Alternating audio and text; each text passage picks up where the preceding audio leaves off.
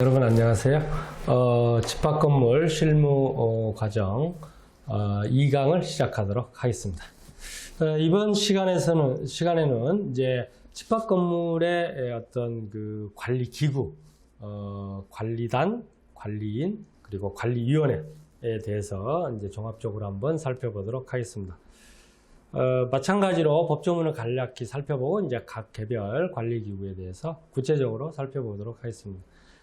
이런 이제 집합건물 관리를 하는 기구들이 이제 구분 소유자들로 구성된 관리단, 그리고 관리단의 대표자인 관리인, 그리고 이제 관리인의 사무집행을 감독하는 이제 규약으로 뭐 설치를 이제 해놓으면 하는 그러한 관리위원회 이제 이런 것인데요. 그것을 이제 살펴보는 시간을 갖는 것입니다.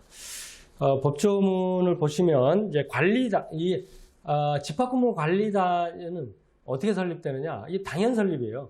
집합건물 관리단은 뭘 설립을 해야 되는 게 아니에요. 그냥 당연 설립이에요. 여기 보시는 것처럼 23조 1항을 보시면 건물에 대하여 구분소유 관계가 성립되면 구분소유자 전원을 구성원으로 해서 건물과 그 대지 및 부속시설을 관리해가는 사업의 시행을 목적으로 하는 관리단이 설립된다. 이런 겁니다. 여기서 이제 포인트는 뭐예요? 건물에 대하여 구분소유 관계가 성립되면 구분소유자 전원을 대해서 전원입니다. 일부만 해서는 안 되는 거죠. 그리고 이제 일부 공용 2항을 보시면 일부 공용 부분이 있는 경우에는 이제 거기에 해당하는 관리단을 또 따로 만들 수 있어요. 이건 나중에 살펴보도록 하겠습니다. 이 규약에 따라서 그 공용 부분만 이런 게 뭐냐면 이제 주상복합에서 주상 아파트 막 상가가 복합된 주상복합에서 그 상가만의 관리단을 따로 만들 수 있느냐 이 문제거든요. 여기 보시는 것처럼 그것만을 목적으로 하는 일부 공용 부분을 목적으로 하는 이제 관리단을 구성할 수 있다 이렇게 되어 있습니다. 그 다음에 이제 관리단의 대표자가 관리인인데요. 여기 24조 1항에 보면 구분 소유자가 10인 이상일 때는 관리인을 선임해야 한다 이렇게 되어 있습니다. 그러니까 10인 밑으로는 뭐 선임 안 해도 되지만 10인 이상일 때는 반드시 관리인을 선임해야 된다. 또 관리인은 구분 소유자일 필요가 없어서요. 제3자 또 관리인이 될 수 있습니다. 이런 것들이 이제 실무에서도 또 많이 문제가 되는데 반드시 구분 소유자야 되는 것을 인식하는데 그렇지 않습니다. 전문 관리인을 둘 수 있다는 뜻이에요. 그래서 구분 소유자 아니래도 될 수 있고요. 임기는 2년의 범위에서 이제 규약으로 정한다. 이렇게 돼 있고 관리인은 관리단 집회의 결의로 선임되거나 해임된다. 또 뭐 이제 관리위원회 결의로 규약으로 이런 말 많이 나오거든요. 규약으로 정하면 할 수 있다. 규약으로 정하면 할 수 있다 이렇게 되는데 규약으로 관리위원회에서 선임하거나 해임하도록 정하면 그에 따른다 이런 겁니다. 그 사항은 이제 좀 이따 자세히 살펴보겠지만 대개 관리단 집회에 참석해서 의결권 행사할 수 있는 사람은 구분 소유자입니다. 왜냐하면 관리단 자체가 구분 소유자로 구성되니까. 그런데 실제로 구분 소유자들은 없어요. 어디가 있어요? 서울에 상가 사놓고 제주도가 있어요. 제주도 가서 놀아요. 그러니까 이 관리단 집회 참석을 할 수가 없는 거예요. 그러다 보니까 관리단 집회가 안 됩니다. 소집이 잘 안 되고 운영이 안 돼요. 그러다 보니까 어쩔 수 없이 일정한 경우에는 그 상가를 이제 임차인들이 출석해서 의결권을 행사할 수 있도록 이렇게 정해놓은 게 있습니다. 그래서 여기 지금 구분 소유자의 승낙을 받아 점유하는 자는 관리단 집회에 참석하여 구분 소유자의 의결권을 행사할 수 있다. 다만 구분 소유자와 점유자가 달리 정하여 관리단에 통지한 경우에는 그러하지 아니하다 이런 것입니다. 그래서 근데 이 부분은 이제 점유자가 그 구분 소유자의 의결권을 이제 구분 소유자를 대신해서 행사하는 것과 그렇지 않고 점유자가 이제 대신 행사하지만 점유자의 의결권이라고 따로 인정되는 경우는 세 가지 사항이 있는데 공용 부분 이제 관리에 관한 부분과 관리인 선임에 관한 부분, 그다음에 관리위원회 위원 선임에 대해서는 점유자의 의결권을 따로 세 가지는 인정을 하고 있습니다. 뭐 나중에 또 자세히 제가 살펴드릴게요. 뭐 관리인에게 부정한 행위가 있을 때 구분소유자는 관리인 해임을 법원에 청구할 수 있다. 이제 관리인이 뭐 이상한 뭘 했는데 소집을 해달라 그러면 안 하거든요. 어떻게 해요? 결국 법원에 이제 관리단 집회 소집 허가 청구를 해가지고 그렇게 해서 이제 해임을 하는 거죠. 그 다음에 이제 여기 26제 2를 보면 관리위원회는 규약으로 정하는 바에 따라서 관리위원회를 둘 수 있고요. 이제 관리위원회 업무는 이제 관리인 사무집행 감독입니다. 그리고 이제 이렇게 이제 관리인을 둔 경우에 관리인이 이제 업무를 할 때는 이제 관리위원회에 결의를 거쳐서 하고 다만 규약으로 달리 정하면 그러하지 않다. 이제 관리위원회는 구분 소유자 중에서 선임한다. 관리인과 다르죠. 관리인은 반드시 구분 소유자일 필요가 없는데 관리위원회 위원은 구분 소유자여야만 되는 겁니다. 이제 감독하기 위해서 그렇다는 거예요. 뭐 그런 정도로 보시고요. 구체적으로 관리단, 관리인, 관리위원회를 살펴보도록 그렇게 하겠습니다. 이제 3강, 4강, 5강에서 결의에 관해서 이제 살펴볼 텐데 그 결의에 관한 분쟁이 되게 많습니다. 그런데 이런 것들의 원천이 뭐예요? 결국 관리단이죠. 관리단 운영과 관리단 집회, 뭐 소집 이런 것과 관련이 되는 거거든요. 그래서 이제 관리단이 도대체 뭐냐 이걸 살펴보는 겁니다. 관리단은 건물의 분양이 이루어지고 공동관리의 필요성이 생긴 때 구분소유자 전원을 구성원해서 당연설립입니다. 당연설립이에요. 그래서 구분소유자가 뭐 나는 관리단 들어가고 싶지 않아. 그렇다고 해서 빠질 수 있는 게 아닙니다. 구성원이 될 것을 거부할 수도 또 관리단에서 탈퇴할 수도 없는 겁니다. 존립 형식이나 명칭은 불문하고 이러한 취지에 부합하는 즉 공동관리의 필요성이 생겼을 때 구분소유자 전원을 구성원으로 하는 집단이면 그것은 관리단인 거고요. 명칭이나 존립 형식을 따지지 않습니다.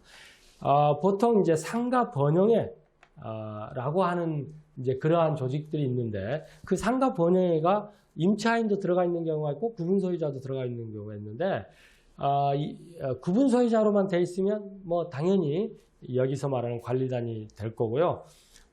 근데 이제 일정 뭐 하급심 판결 중에서는 점유자가 들어 있어도 전체적으로 구분 소유자들이 관리하면 관리단으로 볼 수 있다 이런 뭐 판례가 하급심이 있는데 아직 대법원 판례는 아니고요. 그래서 원칙적으로는 구분 소유자들로 전원으로 구성되어 있는 단체면 그것이 명칭을 불문하고 관리단으로 본다. 우리 직권법상의 관리단이다. 그 공동주택의 경우에는 이제 입주자 대표회의를 구성하죠. 그런 경우는 이제 동별 대표자를 선임해서 그 사람들이 입주자 대표회의라는 걸 구성하는데 집합건물법의 관리단은 그렇지 않다. 구분 소유자 전원으로 한다. 그런 점에서 이제 차이가 있고 입주자 대표회의에는 보통 회장이 있는데 관리단에는 관리인이 있다. 물론 이제 구분 소유권이 10개 이상일 때 그런 거고 관리단의 법적 성질은 뭐 권리 능력 없는 사단으로 보고 그렇다고 보면 이제 조직을 운영하는 단체성이 있어야 되니까 대표자, 규약 이런 게 필요하다. 이렇게 보면 됩니다. 구체적으로 들어가서 이런 것들이 이제 실무에서 문제되는 거. 도대체 몇 퍼센트의 분양이 이루어진 때가 공동관리의 필요성이 생길 때라고 할 수 있느냐. 이런 질문 많이 받거든요. 저희 건물은 분양이 안 됐어요. 그러면 뭐 관리단 아직 형성 안 되는 거죠. 뭐 이런 얘기들을 많이 합니다. 그 퍼센테이지로서 이렇게 할 수는 없습니다. 다만 분양이 개시되고 입주가 이루어져서 구분 소유자가 이 2명 이상이 돼서 이제 공동관리의 필요성이 생긴 때, 그러면 일부 미분양이 있더라도 그 당시에 미분양된, 여기 보시는 것처럼 그 당시에 미분양된 전유 부분에 구분 소유자를 포함해서 구분 소유자 전원을 대상으로 한 관리단이 설립되는 겁니다. 그러니까 쉽게 말하면 어떤 상가, 우리 지금 제가 지금 하고 있는 위례지구 거기도 많은데 여기도 일부 분양이 되고 일부 분양이 안 됐습니다. 뭐 예를 들면 점포수가 뭐 130개인데 뭐 10개는 분양돼 있고 20개는 분양이 안 돼 있다. 그러면 그건 어떻게 돼요? 그래도 구분관리 필요성이 생겼으니까 관리단이 형성이 되는데 그 경우에 미분양된 20개는 누가 가지고 있어요? 그건 이제 분양자가 가지고 있잖아요. 그러면 그 분양자가 구분 소유자로서 이 관리단의 구성원이 되는 것입니다. 네, 그렇게 보시면 되고, 이때 의결 정족수는 이제 어떻게 따지느냐라는 건데, 의결 정족수야 구분 소유자, 이제 그 당시 구분 소유자를 기준으로 따지는 거고요. 조금 전에 말씀드린 것처럼 만약 실제 미분양된 경우에 어떻게 되냐? 그러면 그 시행사가 구분 소유권을 가지고 있으면 그 시행사가 의결권을 행사하는 겁니다. 이제 만약에 과반이 아직도 분양이 안 돼 있다. 관리단은 형성이 됐다. 그럼 누가 실질적으로 그 관리단을 좌지우지해요? 바로 그 시행사가 하는 겁니다. 이게 뭐하고 관련되느냐면, 제일 이런 것들은 다 뭐하고 연결되냐면, 그러니까 그 상가, 센터의 관리권을 누가 하느냐. 관리권을 갖는다는 건 뭐예요? 관리 업체를 선정하고, 관리비를 징수하고, 거기서 수수료를 받고, 무슨 말 아시겠죠? 이해관계가 얽히는 거죠. 그런 것들을 누가 행사하느냐, 그런 것과 연관이 되는 겁니다. 그런데 이제 미분양이 많으면 구분 소유자들이 그거를 어떻게 못하고 시행사의 입맛대로 이제 관리업체가 선정되는 그런 것들이 이제 비일비재해서 이제 좀 더 분양이 되면 막 구분 소유자들이 시행사가 선정한 관리업체 너무 관리비 비싸다 그러면서 막 이제 저걸 어떻게 해야 바꿀 수 있느냐 이제 이런 것들을 질문을 많이 받고 그렇습니다. 조금 전에 말씀드린 것처럼 이제 구분 소유자 아닌 점포 임차인이 포함되어 있는 상가 번영에도 관리단으로 볼 수 있느냐 이런 겁니다. 이 임차인이 의결권을 행사하는데 구분 소유자의 의결권을 대리해서 행사하면 결국은 상가 번영에 임차인이 들어있더라도 결국 의결은 구분 소유자들만 하는 거기 때문에 이제 그렇게 결의해서 제정된 관리계약이 유효하다 이렇게 지금 본 이제 남부지방법원 결정이 있고요. 이거 제가 했던 겁니다. 2017년 최근 판례죠. 그 다음에 세입자가 포함된 상가 번영에도 관리단으로서의 성격을 겸유한다고 볼 수 있다. 만약 세입자도 관리단의 구성원이 될 수 있도록 이렇게 규약을 정하면 어떠냐? 안 됩니다. 왜요? 직권법에 반하는 것입니다. 직권법의 관리단 구성원은 누구만 돼요? 구분 소유자만 되는 겁니다. 그게 아까 대규모 유통점포하고는 좀 다른 측면이 있다 말씀을 드렸죠. 자, 상가를 재건축하기 위한 재건축 조합이 결성된 경우는 어떤가? 7강에서 이 부분에 대해서 얘기하겠지만 가장 핫 이슈입니다. 지금 서울 시내에 노후화된 쇼핑센터, 대규모 점포들이 엄청 많아요. 거기서 이제 막 재건축 조합 만들어요. 프랭카드 붙여놔요. 경축 해가지고 뭐 재건축 추진위원회. 아파트는 이제 거의 상당 부분 재건축이 이루어지고 또 규제가 심해서 소위 말해서 돈이 안 된다 이렇게 보는 거예요. 그럼 돈 되는 데가 어디냐? 이 대규모 점포입니다. 대규모 점포. 그래서 이 대규모 점포 노후화에 따른 재건축 조합이 이제 많이 형성이 되는데 그런 경우에 그건 어떠냐 이런데요. 상가를 재건축하기 위한 재건축 조합은 이제 직권법에 이제 5분의 4 동의를 받아서 이제 뭐 할 수 있는데 그런 경우에 이제 재건축 조합이 설립되면 그 재건축 조합의 어떤 운영, 그 구성은 그냥 재건축 조합의 취지대로 나가는 거고요. 이 관리단하고는 전혀 무관합니다. 그래서 재건축 조합이 결성돼도 이 상가를 관리하기 위한 관리비를 징수하고 유지하고 하는 그러한 이 상가 관리단은 그대로 존속한다. 그렇게 보는 거고요. 거기 지금 하급심 판결이 있는 것처럼 재건축 사업이 시행되는 집합 건물의 관리단이 소유하는 특별수선 충당금이 관리단의 규약이나 그 처분에 관한 유효한 결의 없이 재건축 조합이 승계된다고 볼 수 없다는 겁니다. 그렇게 이해하시면 됩니다. 주상 복합 건물에서 상가 부분만 별도로 관리단을 만들 수 있느냐? 이거 많이 문제가 되는 겁니다. 아파트하고 상가가 이제 분쟁이 생기는 거예요. 그래서 아이씨 나 싫다. 우리 상가 독립해서 그냥 우리끼리 하자. 이런 거 많이 생기는 분쟁 사례입니다. 아까 제가 말씀드린 것처럼 23조 2항에서 일부 공용 부분의 관리를 위한 관리단을 구성할 수 있다. 이제 말씀을 드렸죠. 이런 경우에는 일부 공용부문 관리단으로서의 어떠한 별도의 조직행위를 거쳐야만 관리단이 형성이 되는 겁니다. 아까 관리단은 어떻게 설립된다고 그랬어요? 분양이 이루어지고 공동관리의 필요성이 생긴 때 그 시점을 기준으로 구분소유자 전원을 구성으로 한 관리단이 당연 설립된다. 즉 별도의 조직행위가 필요 없다. 누구를 뺄 수도 없고 넣을 수도 없다. 이렇게 말씀을 드렸는데 이 일부 공용부분 관리단은 별도의 조직행위를 거쳐서만 되는 겁니다. 그래서 이제 이런 경우에 그러면 별도의 조직행위는 뭘로 어떻게 되느냐? 바로 28조 2항에서 요구하는 것은 그겁니다. 일부 공용부분의 관리 규약의 제정이 필요한 겁니다. 이제 일부 공용부분 관리 규약을 제정을 먼저 하고요. 그를 위해서는 관리규약 제정을 위해서는 거기에 해당되는 4분의 그러니까 구분 소유자 4분의 3 및 의결권의 4분의 3 및 and입니다. and or가 아니고요. or가 아니고 and 및 그래서 일부 공용부분에 해당하는 구분 소유자 4분의 3 및 의결권의 4분의 3의 동의를 받아서 그 상가의 규약을 먼저 만들고 우리끼리 하자 이렇게 하면 별도의 조직행위가 이루어진 걸로 봐서 상가만의 관리단이 형성될 수가 있습니다. 지금 여기 제가 표로 간략하게 정리를 해놨는데요. 한번 보시면 별도의 관리단 이게 많이 문제가 돼서 제가 특별히 강조를 하는 겁니다. 주상복합 건물에서 상가 부분만 별도로 관리단을 만들 수 있느냐? 결론은 만들 수 있다. 그런데 당연히 만들어지는 건 아니고 관리규약을 만들어서 별도의 조직행위를 통해서 만들어진다. 그러면 그 관리규약은 어떻게 하는 요건이 어떻게 되느냐? 그 상가의 구분소유자 4분의 3 및 의결권의 4분의 3. 의결권은 면적, 전유부분 면적 4분의 3. 구분소유자는 숫자, 사람. 숫자의 4분의 3, 면적의 4분의 3. 요 두 가지 요건을 다 충족시켜야 되는 거고 그렇게 해서 만들어진 관리규약에 의해서 상가만의 관리단이 형성이 된다는 것입니다.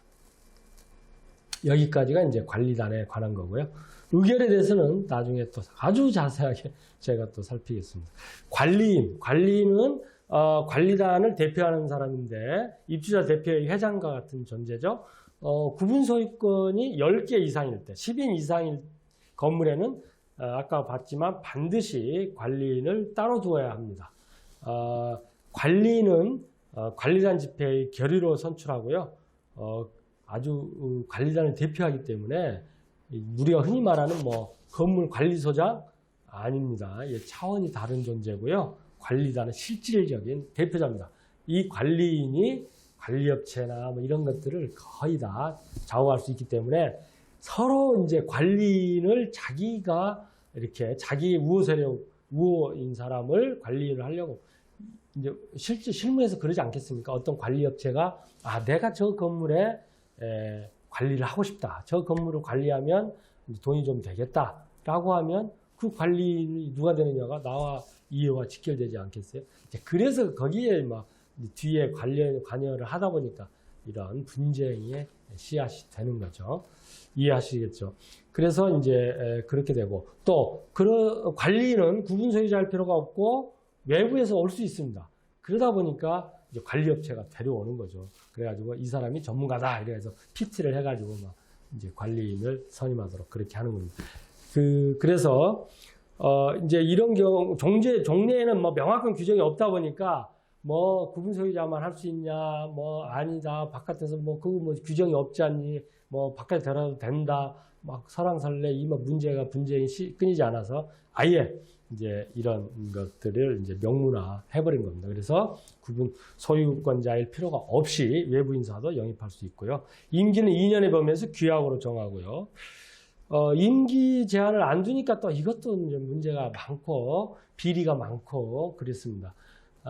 요새도 뭐 아파트 관리비 비리 많이 문제가 되고 그래서 500세대 이상의 아파트에는 필요적으로 변호사를 감사로 두자 이제 이런 얘기도 막 나오잖아요. 그러니까 또 회계사들이 뭐 우리의 소위 영역을 침범하는 거 아니냐 뭐 이래서 뭐 또 문제가 많이 되지 않습니까? 뭐 어떻게 될지는 모르겠습니다만은 어쨌든 이런 비리들이 많이 이제 과거에 있었다는 거죠. 그래서 임기를 딱 정해서 2년으로 이렇게 하고 또 연임인데 이제 문제는 연임 중임에 대한 아무런 또 규정은 없고 2년 이렇게만 돼 있으니까 이제 규약으로 뭐 연임할 수 있다 이렇게 뭐 정할 수는 있다고 이렇게 해석을 합니다.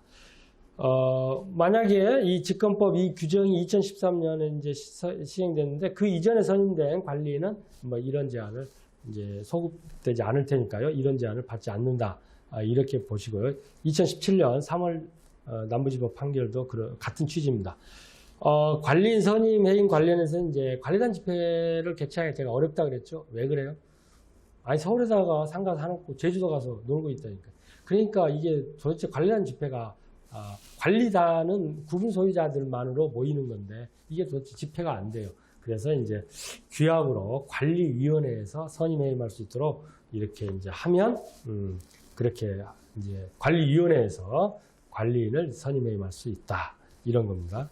규약으로 그렇게 했을 때 위임했을 때. 자, 임차인에게도 의결권이 인정되느냐? 이제 구분 소유 그러니까 관리단 집회를 할 때 임차인이 자기가 가서 의결권 행사할 수는 없고요. 이제 구분 소유자가 아니 나 바쁘니까 당신이 가서 내 의결권 대리해서 행사해라. 이런 거 가능합니다. 그럴 때는 위임장을 가지고 가서 이제 임차인이 할 수 있는데 아니 그게 아니고 그냥 임차인이 자기가 막 걸어가 가지고 내가 손들고 행사할 수 있느냐. 이게 이제 임차인의 의결권인데요. 의결권은 하나만 주는 거예요. 구분 소유권 하나의 의결권 하나를 줘요. 그러니까 임차인에게 의결권을 인정하면 어떤 문제가 생기냐면 구분 소유자의 의결권을 박탈해야 되는 거예요. 그래서 원칙적으로는 임차인에게는 의결권을 인정할 수 없는데 아까도 말씀드린 것처럼 도대체 그 공용부분 관리돼야 되고 막 관리인 선임돼야 되는데 이 관리단 집회가 파행적으로 운영이 안 되니까 예외적으로 몇 가지 상황에서는 임차인에게 의결권을 줬는데 이 경우에는 임차인 의결권을 행사하지만 한계니까 만약에 구분 소유자가 너 하지마, 임차인 너 하지마 또는 그 총회 개최 공고가 딱 나니까 구분 소유자가 나 임차인한테 의결권 못 주고 내가 행사할 거야 라고 관리단 대표자에게 이제 그 소집하는 자에게 얘기를 하면 이런 경우에는 임차인의 의결권을 행사할 수 없습니다. 그러니까 달리 정해서 구분 소유자와 임차인이 달리 정해서 통지하거나 또는 구분 소유자가 그 총회 의결권 행사자로 자기가 하겠다고 통지한 경우에는 임차인은 의결권 행사할 수 없고 그렇지 않은 경우에는 임차인에게 의결권이 인정되는데 딱 3개가 그렇습니다. 3개가. 뭐냐면 공용부분 관리에 관한 사항을 의결할 때 그리고 관리인을 선임할 때 그리고 관리위원회 위원을 선임할 때 이렇게 3가지 경우에는 구분 소유자가 명시적으로 이렇게 반대하지 않으면 임차인이 가서 의결권을 대신 행사할 수 있다. 대리 행사하는 게 아니고 자기의 의결권 행사하는 거예요. 그렇게 이제 보시면 되고요. 그 다음에 임차인은 관리단 집회에 직접 참석해서 행사할 수 있냐 아니면 임차인도 다시 위임할 수 있냐. 아까 말씀드린 것처럼 구분 소유가 제주도에 있는데 자기가 행사를 하겠어. 그러면 임차인 보고 가서 해라 라고 할 때는 위임장을 줘서 임차인으로 하여금 행사하게 할 수 있거든요. 그렇게 이제 위임해서 할 수 있는데요. 임차인은 이제 왜 주느냐? 바로 그 상가에서 자기가 영업을 하고 있으니까 그 상가에서 관리단 총회를 하면 빨리 가서 참석할 수 있잖아요. 그래서 예외적으로 이제 당신은 참석할 수 있으니까 당신이 와서 의결권 행사해라. 이렇게 임차인한테 의결권을 줬는데 이걸 다시 위임할 수 있느냐? 원래 취지에 반하는 거 아니냐? 이런 얘기가 나오는 겁니다. 임차인 또 하면 되느냐? 이제 이런 건데 그러나 법이 임차인의 의결권을 대리할 수 없다라고 못 받고 있지 않기 때문에 결국은 의결권은 서면이나 대리해서 행사할 수도 있기 때문에 임차인도 다시 위임할 수 있고 그렇게 행사하는 것이 가능하다라는 게 서울중앙지방법원의 하급심 판결입니다.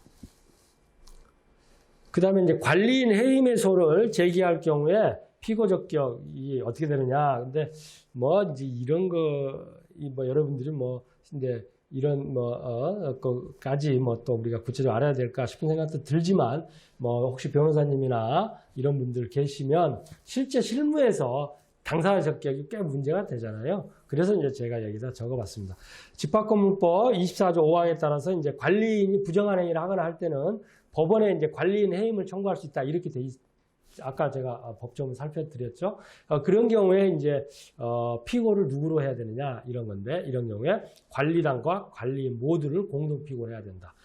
그렇지 않으면 소가 각하될 수 있다. 변호사 소재했는데 소 각하돼 봐요. 이게 창피한 일이죠. 그래서 관리단과 관리인을 공동 피고를 해야 된다. 이것은 관리단과 관리인 해임에서는 관리단과 관리인 관계를 끊는, 이렇게 절단하는 그러한 소송이고, 이것은 형성의 소송이다. 그래서 관리단과 관리인 모두를 피고로 삼아야 하는 고유 필수적 공동소송이다. 이렇게 보고 있는 게 이제 대법원 판례입니다. 그러니까 반드시 관리단과 관리인을 피고로 삼아야 하고요. 그런데 이제 관리인 해임해소를 본안으로 하는, 우리가 보통 관리인 직무집행정지 가처분 이런 건 이제 보통 하죠. 가처분 신청은 어떻게 하느냐? 그런데 가처분은 본안과는 좀 다르지 않느냐. 그래서 가처분인 점을 고려해서 관리단과 관리인을 꼭 피고로 삼을 필요는 없고, 관리인 개인만을 피신청인으로 해서 해도 무방하다는 게 이제 서울고등법원 결정입니다. 관리인 선임 관련해서 사전에 입후보자들을 소개하는 홍보를 보냈어야 하냐. 제가 지금 말씀드리는 이러한 것들은 실제 여러분들이 실무에서 다 겪을 문제들입니다. 혹시 이제 집합건물 분쟁이 돼서 나도 이제 강의도 들었고 우리 김재춘 변호사 강의 들어서 내가 이제 전문가야, 나도 전문가야. 그래서 이제 내가 이걸 가지고 뭐 소송을 한번 해보겠다, 뭐 일을 해보겠다라고 하면 실무에서 다 이 부닥치는 개발 케이스들이거든요. 그래서 이제 기억을 해두시면 좋습니다. 그러니까 입후보자들을 관리인 선임하는데 입후보자들 막 사전에 우리 선거 홍보물 보냈어야 되느냐, 이제 이런 건데, 원칙적으로는 다 보내야 맞겠죠. 그러나 안 보냈어요. 그럴 때 어떻게 해야 되느냐? 무효사유는 되지 않는다. 무효사유는 되지 않는다. 이게 이제 지방법원의 하급심 판결입니다. 이제 관리인을 감독하는 관리위원회를 두는데요. 관리위원회는 이것도 2012년 12월에 이제 법 개정으로 뒀습니다.